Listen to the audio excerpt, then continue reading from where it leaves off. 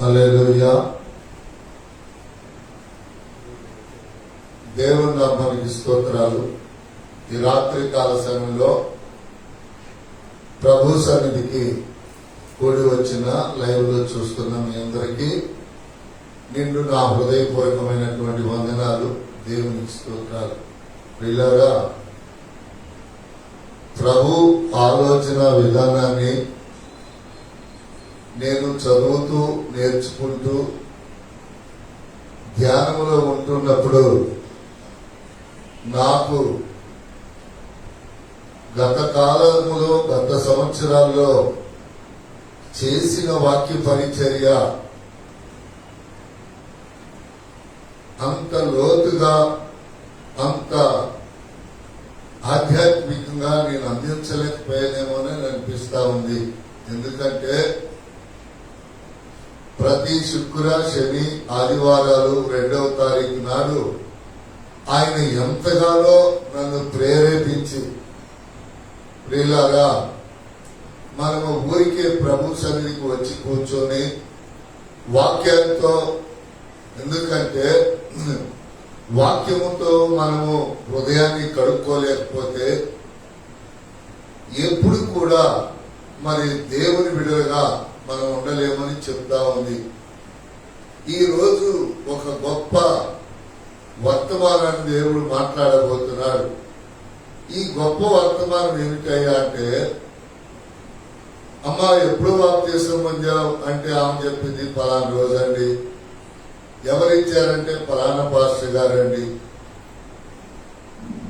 కానీ ఈ రోజున దేవుని వాక్యం మనతో ఎలా మాట్లాడుతుందో మనం విని ఆలోచిస్తే దేవుడు మన పట్ల ఏదో గొప్ప ప్రణాళిక కలిగి ఉన్నాడని నేను అనుకుంటా ఉన్నా. ఎందుకయ్యా అంటే, మనము నీతిమంతులుగా తీర్చబడలేదు కానీ నీతిమంతులుగా ఆయన మనలను చేశాడండి. చాలా మంది ఏమంటారు, పాపం చేయకుండా ఉన్నానండి, అబద్ధం ఆడకుండా ఉన్నానండి, మోసము చేయకుండా ఉన్నానండి, కనుక నేను ఆలోచించి మారు మనసు బాప్తిసం పొందానండి అని అంటారు. ఇలా మాట్లాడే క్రైస్తవులు కోకొల్లులు భూమి మీద లేకపోలేరు. కానీ ఈ రోజు మన వాక్యం విన్న తర్వాత దేవుడు మనలను నీతిమంతులుగా చేశాడా, మనము నీతిమంతులుగా మారామన్నది మనకు అర్థమైంది ప్రియులారా. అందుకని ఈ రోజు దేవుని వర్తమానం ఏమిటంటే, నీతిమంతులముగా మనము మార్చబడటానికి కారణం ఎవరిగా అంటండి? నీతిమంతులుగా. అందుకని ఈ రాత్రి కాల సమయంలో ఒక 3 మాటలను మనము నేర్చుకుందాం ప్రియులారా. రోమీలకు రాసినటువంటి పత్రిక అధ్యాయం వచ్చేసరికల్లా 4:25. అధ్యాయము 4:25.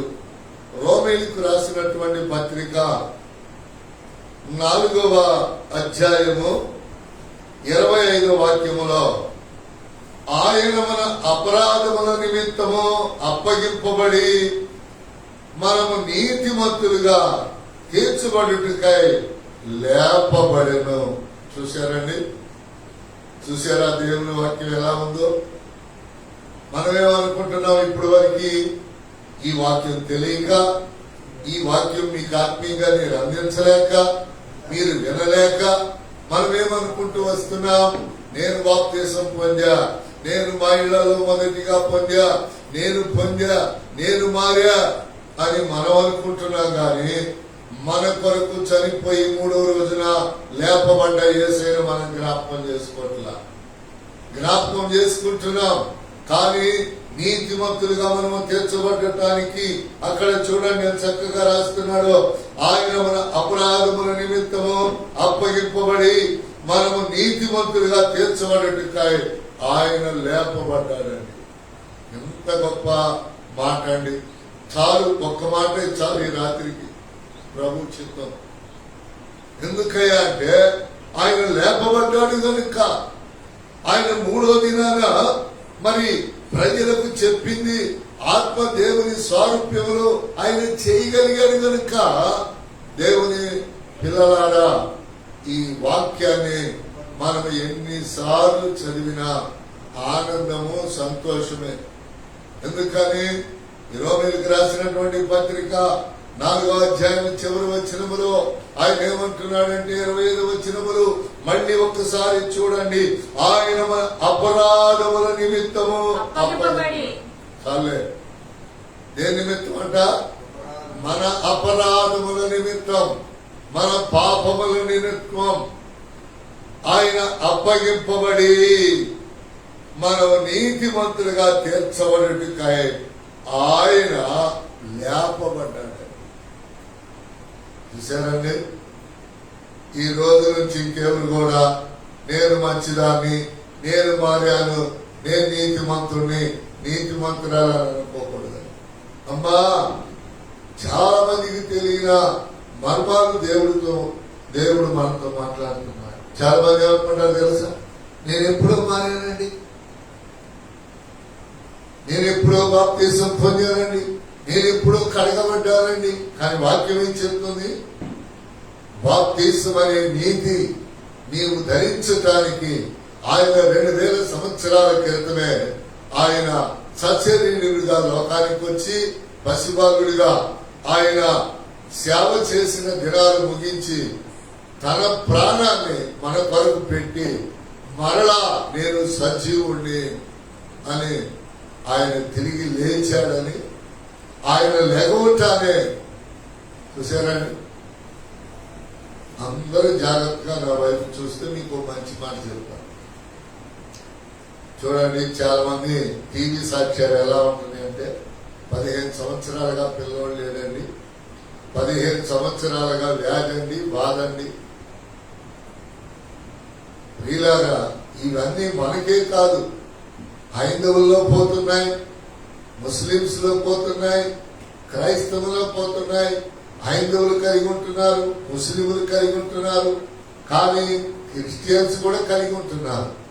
కానీ నువ్వు నీతిమంతులుగా దేవుడు చనిపోయి తిరిగి లేచాడనే సువార్త నమ్మి విశ్వసించి అందుకని నువ్వు నీతిమంతులుగా తీర్చబడాలన్న విషయం ఈ రాత్రి మనకి తెలియపరుస్తావు. ఏమంటున్నాడో చూడండి, ఏమంటున్నాడు? ఆయన మన అపరాధముల నిమిత్తము అప్పగింపబడిన. ఎందుకండి ఆయన అధికారులకు ఎందుకు అప్పగించబడ్డాడంటే మన పాపాలే, మన అపరాధాలే. చూసారా? అందుకని రెండో మాట అంటున్నాడు, మనము నీతిమంతులుగా తీర్చబడుటకై ఆయన లేపబడేను. ఎంత గొప్ప మాట తెలుసా? ఇప్పుడు కాదండి, మనము కాదండి, మన పిల్లలు పొందాలి, మన సంతానం పొందాలి. ఇక ఆలోచనేమి లేదు. ఈ సువార్త, ఈ మాట విన్న ప్రతి కుటుంబం, ప్రతి ఒక్కరు కూడా ఆయన లేచాడా లేకపోలేదా? లేచాడు. అయితే నువ్వు బాప్తిసం పొందు. ఏమంటున్నారు? మా ఆవిడ మారట్లా, మా భర్త మారట్లా, మా పిల్లల మారట్లా. దేవుని మందిరములో విన్నటువంటి వాక్యాన్ని నువ్వు అన్నం పెట్టక ముందు తల్లివి, నీ పిల్లలకు గనక నీవు వాక్యాన్ని చెప్పి ప్రార్థన చేసుకుందామని చెప్తే అది క్రియ జరిగించిందండి కుటుంబాలు. వాడే మాట్లాడే ఎప్పుడు పోలీసుల చేతికి దొరికినాక, దొంగల చేతికి దొరికినాక, అయ్యా బైబిల్లో ఈ రాశారు పోలీసుల చేతికి దొరికిన వాళ్ళు, దొంగల చేతికి దొరికిన వాళ్ళు. ఎందుకండి అలా రాశాడు? వాళ్ళకు బుద్ధి రావాలంటే శిక్షే కారణం. మంచిగా చెప్తారండి, విన్నప్పుడు ఏం చేస్తారు? శిక్షకి వాళ్ళని వదిలేస్తారు. అయ్యో దేవుడు నా కొరకు శిక్షించబడ్డాడంట, లేపబడ్డాడంట, ఇదిగో దీవించబడిన మా తల్లి చెప్తుంది, దీవించబడిన మా తండ్రి చెప్తున్నాడని ఎవరు పోషించి సంరక్షించే తల్లిదండ్రులకు లోబడతారో ఆ కుటుంబంలో క్షేమం అండి, ఆ కుటుంబంలో ఆనందం అండి, ఆ కుటుంబంలో సంతోషం అండి. ఇక దానికి మించింది వేరొకటి లేదండి, దానికి మించింది వేరే ఒకటి లేదు. నువ్వు ఎన్ని పండుగలు చేసుకున్నా, నువ్వు ఎన్నిసార్లు పిండొంటలు చేసుకున్నా, నువ్వు ఎన్నిసార్లు మితిమీరి మంచి ఆహారం తెచ్చుకొని తిన్నా, అది అలా తింటాం, అలా అరిగిపోతుంది. దేవుని మందిరములో విన్న వాక్యం అయితే నిన్ను అలా నడిపిస్తుందండి. అర్థమవుతుందా? ఇంకో మాట చెప్పమంటున్నాడండి దేవుడు. పిల్లలకి తల్లిలు అన్నము తినిపించేటప్పుడు అన్నం ఎక్కువ శాతం పోనిస్తారా? చెప్పాలి. మీరు ఎంత తినిపించారో వాళ్ళకేళ్ళకి వాళ్ళు అందుకట్ట అయిపోయారు. నిజమైన తల్లి అయితే ఏం చేసిందో తెలుసా? ఒక్క మెతుకు కూడా పోకుండా వేసుకున్న ఆ 2 ముద్దలు వాడికి శుభ్రంగా తినిపించింది. వాడు వద్దంటున్నా సరే వాడికి ఆ మాటలు ఈ మాటలు చెప్పి, తల్లిగా లోక సంబంధమైన ఆహారం వడ్డిస్తున్నావు గాని, మరి ఈ వాక్యం ఈ వారు విన్నది నువ్వు ఇతరులతో పంచుకోకపోతే, ఉద్యోగం కాడో, వ్యాపారం కాడో, పని కాడో, నువ్వు ఆలోచించి ఇతరులకు చెప్పకపోతే ఆ వాక్యం నీ దగ్గర ఉండదని బైబిల్ చెప్తుంది. మీరేం చేస్తున్నారు? నేను లోకం సంబంధముగా పని కాడ దేవుడి గురించి మాట్లాడితే నిన్నేగా అబద్ధమాడావు, నిన్నేగా నా ముందది దొంగిలించావని అంటారని యేసు ప్రభుని పూర్తిగా ఉద్యోగాల కాడ, వ్యాపారాల కాడ, ప్రయాణాల కాడ పక్కన పెట్టేవాళ్ళు, దాచేవాళ్ళు ఉన్నారు. ఆయన అంటున్నాడు, నన్ను నీ గుండెల్లో దాచుకోవాలి గాని నన్ను పక్కన పెడితే నీకేమి ప్రయోజనం? చూసారా? 16వ కీర్తన 4వ వాక్యాన్ని చదవండి. 16వ కీర్తన 4వ వాక్యాన్ని ఒకసారి మనం చూద్దాం. 16వ కీర్తన 4వ వాక్యం. 16వ కీర్తన 4వ వాక్యం.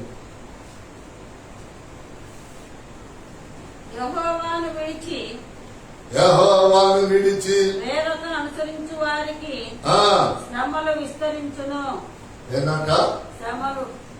యేసయ్యని నోరార ప్రార్థించకుండా, ప్రకటించకుండా, పిల్లలకు చెప్పకుండా, పిల్లలకి నీతిమంతులుగా, నీతిమంతురాలుగా చేయకుండా ఉంటే ఆ తల్లికి ఎప్పుడు శ్రమలు, బాధలు, కష్టాలు తప్పవంతే. అర్థమైందా? ఆ మాటలు కాదు, చూడండి. యెహోవాని విడిచి వేరొకరిని అనుసరించిన ఎడల శ్రమలు విస్తరించు. ఏమిటంట? ఇప్పుడు చాలా మందికి శ్రమలు ఎందుకు వస్తున్నాయో మన కోరిక అర్థమైపోతుంది. దసరా చాలా మంది అంటున్నారు, నాకు ఈ శ్రమ ఏంటండి? నువ్వు ఎప్పుడు సువార్త మందిరములో విని నీ కుటుంబానికి చెప్పుకున్నావు? ఆత్మీయ ఆహారాన్ని కుటుంబంతో పంచుకోవటం అంటే, కుటుంబంలో చెప్పుకోవటం అంటే అది గొప్ప మర్మం. నువ్వు అనుకుంటావు, నా పాపం తెలుసు, నా అబద్ధాలు తెలుసు, నా మోసం తెలుసు, నా పిల్లలు ఆ మాట వినరని. వింటారు, కానీ నువ్వు చెప్పాలి. తల్లిగా నీ బాధ్యత, తండ్రిగా నీ బాధ్యత, అందుకని స్నేహితుడిగా నీ బాధ్యత. వాళ్ళకి శ్రమలు విస్తరించిన తర్వాత వాళ్ళ కొరకు మొక్కుకోవటం, వాళ్ళ కొరకు ఉపవాస ప్రార్థనలు పెడతాం ఎంతవరకు కరెక్ట్ అంటారండి? ఎవరి వల్ల ఎవరికి శ్రమలు ఎక్కువవుతున్నాయి? పిల్లలకి తల్లిదండ్రులను బట్టి. తల్లిదండ్రులు మారారు, దేవుడు లేచాడని నమ్మారు, నీతిమంతులుగా తీర్చబడ్డారు. కానీ ఆ సంతోషం నీ పిల్లలకు వద్దా? ఆ సంతోషం నీ భర్తకు వద్దా? ఆ సంతోషం నీ భార్యకు వద్దా? నువ్వు పంచాలి. ఎప్పుడైతే నీవు ఆత్మీయ ఆహారాన్ని పంచుతావో జాగ్రత్తగా రాసుకోండి. పిల్లోడు 2 రోజులు అలిగి పిల్లోడు అన్నం తినకపోతే బతిమలాడి పెట్టే తల్లిదండ్రులకి ఇది హెచ్చరిక. లోక సంబంధమైన ఆహారం వాడు తినకపోతే ఏమైపోతాడండి? బలహీనమైపోతాడు. అలాగనే నీ కొడుకు చెడ్డవారితో తిరగటానికి, నీ కూతురు చెడ్డ పనులు చేయటానికి కూడా ఆత్మ సంబంధమైన ఆహారాన్ని నువ్వు అందించకపోవడం. హల్లెలూయా. ఆత్మ సంబంధమైన ఆహారం నువ్వు అందించకపోవటమే. ఆత్మ సంబంధమైన ఆహారం నువ్వు అందిస్తే వాళ్ళకి శ్రమలు రావు, నీకు శ్రమలు రావు, అవి ఎక్కువ కావు. అర్థమవుతా ఉందా? అందుకని ఈ రాత్రి కాల సమయంలో ప్రియులారా, దేవుని వాక్యం చెప్తా ఉంది, దేవుడు మనతో మాట్లాడుతూ ఉన్నాడు. మొదటి మాట చదివి రెండో మాటకి వెళ్దాం. ఆయన మన అపరాధముల నిమిత్తము అప్పగించబడిన. ఎందుకు అప్పగించబడ్డాడంట? మన అపరాధముల నిమిత్తం ఆయన అప్పగించబడ్డాడు. రెండవ అక్కడ మనము నీతిమంతులుగా తీర్చబడుటకాయ. ప్రభువారు లేవలేదనుకోండి, వింటున్నారా? చూడండి, యేసు ప్రభువారు 3 రోజులు లేవలేదనుకోండి, మనలో నీతి లేదు, జాతి లేదు. అర్థమైందా? కనుక ఆయన లేపబడ్డాడు కనుకనే, ఆయన లేపబడ్డాడు కనుకనే ఆ సంఘము, నీతిమంతుల సంఘము, పరిశుద్ధుల సంఘం అని నేను చెప్పటం మైకుల్లో మీరేంటో జరుగుతా ఉంది. అందుకని దేవుని యొక్క వాక్యములో ఈ రాత్రి ఆ రెండవ మాట రోమీయులకు రాసినటువంటి పత్రిక 5వ అధ్యాయం 1వ వచనం అక్కడే. కాబట్టి విశ్వాస మూలమున మనము నీతిమంతులముగా తీర్చబడి మన ప్రభు అయిన యేసు క్రీస్తు ద్వారా దేవునితో సమాధానం కలిగి ఉందము. అదండి సంగతి. ఇక్కడ చూడండి, విశ్వాసం చాలా మంది అంటారు, నాలో విశ్వాసం ఎలా కలిగింది? దేవుని మాటలు వినటం వలన. దేవుని మాటలు వినటం వలన. దేవుని మాటలు ఎక్కడ పడితే అక్కడ కాదండి, ఆలయంలో వినటం వలన. విన్నారండి, మీటింగ్ దగ్గర కొందరు విన్నారు, కుటుంబ ప్రార్థనలో కొందరు విన్నారు. ఎక్కడ విన్నారు? విశ్వాసం కలిగిందండి. ఎందుకని? అవి దేవుని మాటలు కనుక. అదేమిటండి? నువ్వు దేవుని మాట ఎక్కడిన్నా, ఎలా అయినా నీ హృదయంలో దాచుకున్నప్పుడు నువ్వు విశ్వాసిగా, విశ్వాసురాలుగా, నువ్వు విశ్వాసుడుగా నువ్వు మార్చబడతావు. మందిరంలో విని మార్చబడవచ్చు, సభలో విని మార్చబడవచ్చు, కుటుంబ ప్రార్థనలో విని మార్చబడవచ్చు. కానీ విశ్వాసం అనేది లేపబడిన యేసయ్య, అపరాధముల నిమిత్తం అప్పగించబడినటువంటి యేసయ్య, ఆయన సజీవుడు తిరిగి లేచాడని చెప్పే మాటల మీద ఎవరైతే విశ్వాసం విలువని పెడతారో, ఏమంటున్నాడు? నీతిమంతులుగా తీర్చబడి మన ప్రభు అయిన యేసు క్రీస్తు ద్వారా దేవునితో సమాధానం కలిగి ఉందము. మనకేమి లేదనుకుంటున్నారు? అంతకు ముందులా తండ్రి అయిన దేవునితో మనకి సమాధానం. ఎందుకంటే మన నిమిత్తం విజ్ఞాపన చేసేవాళ్ళు లేరు, మన అపరాధములను క్షమించేవాళ్ళు లేరు, మన కొరకు ప్రాణం పెట్టిన వాళ్ళు లేరు. కనుకనే దేవునితో సమాధానాన్ని మనకి యేసుక్రీస్తు వారి ద్వారా దేవుడు ఏర్పాటు చేశాడు. ఇది ఇక్కడ ప్రాముఖ్యమైన సంగతి. మన ప్రభు అయిన యేసుక్రీస్తు ద్వారా దేవునితో సమాధానము కలిగి ఉందము. ఒకటే ఉంది, కిందకు వచ్చి ఒకటి చూడండి. కలిగి ఉన్నామని పాఠాంశము పుట్లైన చూసారా? మరియు ఆయన ద్వారా మనము విశ్వాసము వలన ఈ కృపయందు ప్రవేశము గలవారమై అందులో నిలిచియుండు. విశ్వాసములో నిలిచి ఉండటం. చూడండి, వాక్యానుసారంగా హృదయం పరిచి, నాకెళ్ళే చూడ, హృదయం పరిచి, హృదయం ఇప్పి నువ్వు ఎప్పుడైతే దేవునితో ఉంటావో ఇక నీ విశ్వాసం అంచెలంచెలుగా అభివృద్ధి. ఎప్పుడైతే నీవు ఏదోలే అప్పుడేదో అన్నానికి లేక నమ్ముకున్నావు, ఇప్పుడు అప్పుడేదో ఉద్యోగం లేక నమ్ముకున్నావు, ఇప్పుడేదో ఇల్లు లేక నమ్ముకున్నావు అని చెప్పేసామనుకోండి, ఆయనకు మన పుట్టుక ఆయనకు మన మరణము, ఆయనకు మన పరలోక నరకాలు కూడా ఆయనకి తెలుసు. అందుకని శుక్రవారం బతిమలాడుతున్నాడు, సంగమా సిద్ధపడు. శనివారం బతిమలాడుతున్నాడు, సంగమా సిద్ధపడు, విను, సిద్ధపడు. ఆత్మీయ ఆహారాన్ని నువ్వు అపార్థం చేసుకుంటే రేపు చాలా మంది ఏమంటారు, పెద్దోళ్ళు ఏమంటారు చెప్పండి? ఎవరైనా పాపం వచ్చి అన్నం విసిరేసినప్పుడు జీవితంలో అది నీకు దొరకకుండా ఉండును కాక. విలువైన అన్నాన్ని నువ్వు విసిరేసావు కనుక అది నీకు దూరం అయింది. సరే, నువ్వు దేని మీద అయినా అలగొచ్చు కానీ ఆహారం మీద, అన్నం మీద నువ్వు అలగకూడదు అంటావు. నువ్వు దేన్నైనా కాలుతుందని చేతికి విసిరేయచ్చు కానీ అన్నమును మాత్రం విసిరేయకూడదు.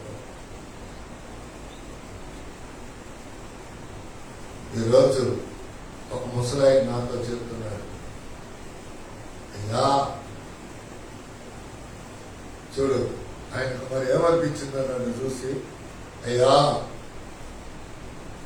ఎన్ని కోట్లున్నా, ఎన్ని లక్షలున్నా ఈ ఆహారం ఒక్క పూట లేకపోతే మనము అమ్మటించిపోతాం కదా. చూసారా? మరి దాన్ని నువ్వు కాలుతో దడతాం, దాన్ని నువ్వు చేతితో దడతాం, దాన్ని నువ్వు వినకుండా ఉంటాం. రేపు ఏ పరిస్థితులు ఎవరికి ఎలా సంభవిస్తాయో తెలియదు. కానీ ఒకటి మాత్రం గుర్తుపెట్టుకో, యేసయ్య బతిమలాడి బతిమలాడి బతిమలాడి చెప్పింది ఏంటంటే, పొరపాటున అక్రమస్తుడుగా నువ్వు మారొద్దు. యేసయ్య చెప్పిన మాట పొరపాటును నువ్వు అక్రమస్తురాలుగా మాట్లాడు, మారదు. ఏంటండి ఈ అక్రమం అంటే? అవసరం తీరింది లేని సంఘాన్ని, దేవుణ్ణి. వీళ్ళరా గుర్తుపెట్టుకోండి, రాసుకోండి ఈ మాట. సేవకుడు విలువ నీకు తెలియనప్పుడు, సేవకుడు నీకు ఎంత ప్రార్థన చేసి ఎంత వాక్యం చెప్తున్నాడో ఆ విలువ నీకు తెలియనప్పుడు అది తెలిపేటట్లుగా దేవుడు చేస్తాడు. ఎందుకో తెలుసా? ఆ ఆత్మీయ ఆహారాన్ని నువ్వు విసిరేసి పక్కన పెడుతున్నావు కనుక నీకు శ్రమలు విస్తరిస్తాయి. క్రమంలో ఉండలేదు కనుక అక్రమస్తుడుగా నువ్వు మారిపోతున్నావు. అదేమంటే ఉద్యోగం చేసుకోకపోతే అన్నం ఎవరు పెడతారండి? పనికి ఎవరు వెళ్ళకపోతే అన్నం ఎవరు పెడతారండి? అండి అగలే చూడండి, ఇవాటికి వారం రోజులుగా సింగనగర్ వాళ్ళకి అన్నం ఎవరు పెడుతున్నారండి? ఎవరు పెడుతున్నారు? దేవుడేనండి. ఎలా? నాయకుల్ని, అధికారుల్ని, ధనవంతులను ప్రేరేపించి కొందరు పాల ప్యాకెట్లు పంచితే, కొందరు భోజనం ప్యాకెట్లు పంచితే, కొందరు ఏదో పంచుతున్నారు. 3 అంతస్తుల బిల్డింగ్ లో ఉండడు కూడా అయ్యా అయ్యా అంటున్నారు. చెప్తే నమ్మట్లేదు జనం. చూడండి వార్త, అయ్యా అయ్యా. అది చూసినప్పుడు నా కళ్ళ నీళ్ళు కాడుతుంది. ఎందుకో తెలుసా? మమ్మల్ని అట్లా చేయలేదయ్యా, ఇన్ని రోజులుగా వర్షం పడతా ఉన్నా. దేవుడు తెలుసుకుంటే చాలా మంది మంగళగిరి వాళ్ళు అంటున్నారు, మన మంగళగిరి మేరకా, మన మంగళగిరి మేరక, మనకి ఏమి ఇబ్బందులు లేవు. చూసారా? గుర్తుపెట్టుకోండి, దేవుడు నీళ్లు ఎటు పంపించాలో, ఎలా పంపించాలో, ఎలా కురిపించాలో, ఆకాశ జలములు ఎక్కడ విస్తరంగా పడాలో దేవుడి ఇర్మియా గ్రంథంలో చెప్పారు. దేవుని మాట విని మేఘములు నీళ్లు త్రాగి ఆకాశములో నుంచి నీళ్లు కిందకు వదిలితే నోహు దినాలు గుర్తుకు రావాలి. సరే ప్రియులారా,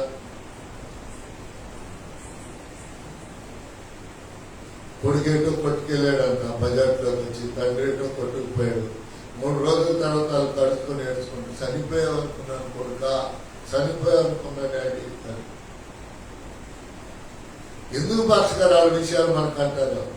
అలాంటి పరిస్థితులు మనకి, మన కుటుంబాలకి కలగకుండా చేశాడు. మనము కన్నీటితో అటు వారి కొరకు ప్రార్థన చేస్తూ దేవునికి కృతజ్ఞతాస్తుతులు చెల్లించాలి.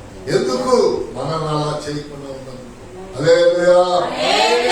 అందుకని ఇక్కడ రాస్తున్నాడు రెండవ మాట, కాబట్టి విశ్వాసము వలన మనము నీతిమంతులుగా తీర్చబడి మన ప్రభు అయిన యేసుక్రీస్తు ద్వారా దేవునితో సమాధానము కలిగి ఉన్నాము. ఇప్పుడు నువ్వు ఒక ఆరాధన మానేస్తే క్షమిస్తారు. 2-3 రోజులు మానేస్తే చెప్పండి, 3 రోజులు మానేస్తే నీకే శ్రమలు ఎక్కువ, నీకే ముప్పు తిప్పలో. ఎవరికి కాదండి ఇది, రానోళ్ళ గురించి అసలే కాదు. ఎవరు క్రమం చేయట్లేదో దేవుడు ఏమన్నాడు తెలుసా? మీరు అనుకుంటారు కదా, వినేవాళ్ళారా, లైవ్ లో చూసేవాళ్ళారా, మీకు దండబెడి చెప్తున్నా జాగ్రత్తగా వినండి. మీరు అలా ఆలోచించొద్దు. మీరేం ఆలోచించాలో తెలుసా? ఇది నా కొరకే చెప్పాడు దేవుడు. దిద్దుబాటు నీకు అసహ్యంగా ఉండకూడదు. దిద్దుకోవాలి, నేర్చుకోవాలి, చేర్చుకోవాలి. ఏం చేయాలి? దిద్దుకోవాలి, నేర్చుకోవాలి, చేర్చుకోవాలి. దేవుని వాక్యం ద్వారా మనం దిద్దుకోవాలి, నేర్చుకోవాలి వాక్యం. ఇంకా అలాగే సమాధానంతో అనేకుల్ని దేవుని దగ్గరికి చేర్చేవారుగా ఉండాలి. ఈ మాట ఏమిటండి? దీని భావం అంటే ప్రియులారా, ఇప్పుడు మనము అనేక సంవత్సరాలుగా విశ్వాసంలో నీతిమంతులుగా తీర్చబడుతూ వచ్చాం కదా. అయితే అక్కడ దేవుని ఆత్మ మనకు బయలుపరుస్తుంది ఏమిటంటే, నీవు ఎప్పుడు కూడా జనమందరూ అనుకుంటారు, వినేవాళ్ళ జాగ్రత్తగానండి. ఈ మాట యేసయ్య ఏమన్నాడు? అక్రమము చేయవారులారా నా సన్నిధి నుండి, నా యొద్ద నుండి మీరు. చాలా మంది అనుకుంటున్నారు, నేను పాట పాడుతున్నా, నేను ప్రార్థన చేస్తున్నా, నేను అద్భుతాలు చేస్తున్నా, నేను ప్రవచనాలు చెప్తున్నా, నేను దయ వదిలిస్తున్నా. కానీ ఇవన్నీ వరాలు ఇచ్చాడు దేవుడు, చేస్తాం. కానీ ఒకటి లేపబడ్డాడని, మన అపరాధముల నిమిత్తం ఆయన అప్పగించబడ్డాడని. రెండోది దేవుని మాట ఏ రోజుకు ఆ రోజు విని జాగ్రత్త చేసుకోవాలని, దేవునితో తిరిగి సమాధానం పడాలని దేవుని వాక్యము సెలవిస్తాం. ఎందుకు తెలుసా? మరియు ఆయన ద్వారా మనము విశ్వాసము వలన ఈ కృపయందు ప్రవేశము గలవారమై నిలిచి, అందులో నిలిచి. ఇప్పుడు మీకు అర్థమైందా? హల్లెలూయా చెప్పండి, హల్లెలూయా చెప్పండి. అనేకులు ఎటెటో వెళ్ళిపోగా ఈ మందిరంలోనే కూర్చుంటున్నాం. చెప్పే వాక్యాన్ని శ్రద్ధగా మనం వింటూ వస్తున్నాం. దేవునికి స్తోత్రం. 3వ మాటను చదువుకొని మనం ప్రార్థన చేసుకున్నాం. 5:9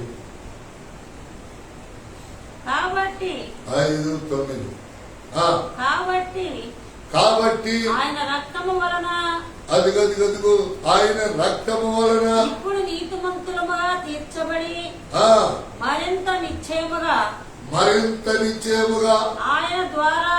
ఆయన ద్వారా ఉగ్రత నుండి రక్షింపబడుదుము. దేవునికి స్తోత్రం. చూసారు ఎంత గొప్ప మాట?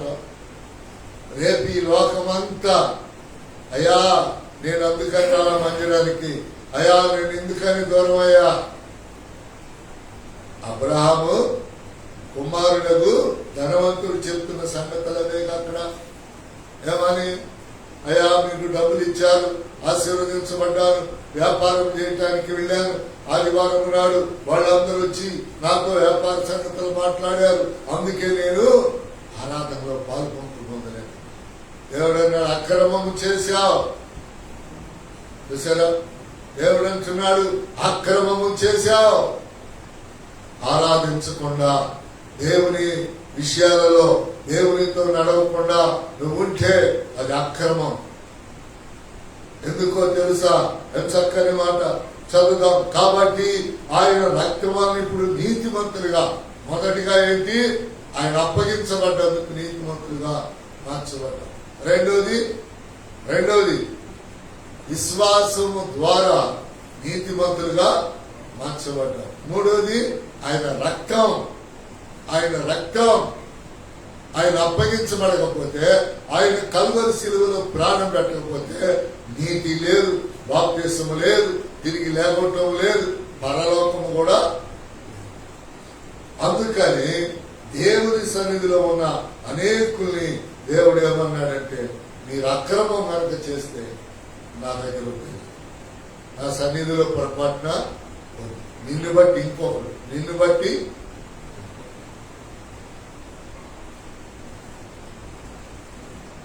ఈ రోజున ఒక చోట జరిగిన కార్యక్రమంలో జరిగిన సంభాషణ ఏమిటంటే,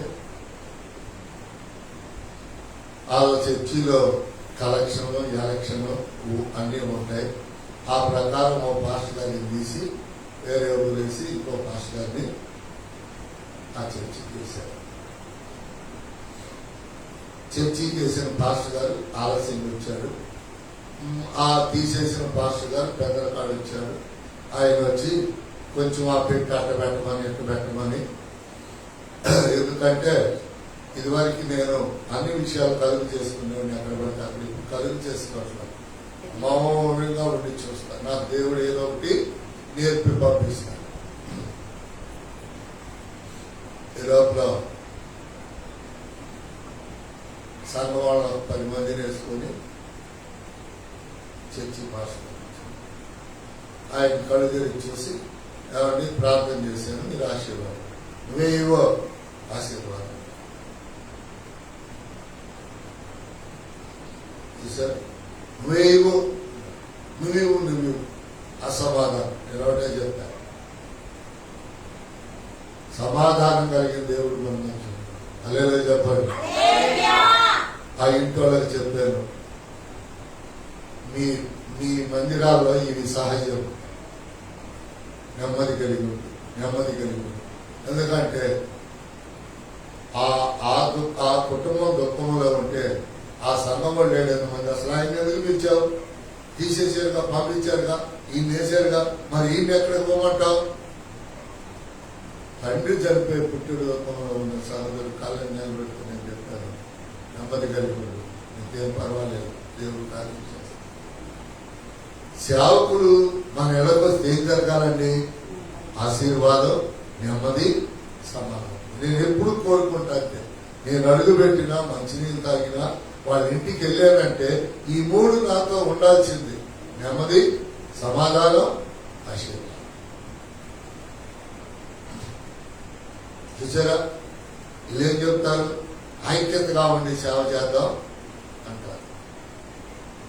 లోకరాశించ వార్తలో ప్రభు చెప్పాడు, నీ స్నేహితుల్ని ప్రేమించకుండా ఉన్నంత కాలం నువ్వు పొరపాటున ఆశీర్వదించు. మీరు అనుకోవచ్చు, పాస్టర్ గారు ఇక్కడ చాలా మందిని మీరు ప్రేమించట్లేదు కదా. అందరినీ ఎక్కువ సార్లే ప్రేమించి వదిలేశారు. నా ప్రేమను వాళ్ళు ఏం చేశారు? అలుసుగా చూస్తున్నారు. అందుకని వాళ్ళతో మనకు అంత అవసరమే ఉందని సపరేట్ అయి నా పని నేను చేసుకుంటాను. మళ్ళీ ఒకసారి చదివి ప్రార్థన చేసుకున్నాం.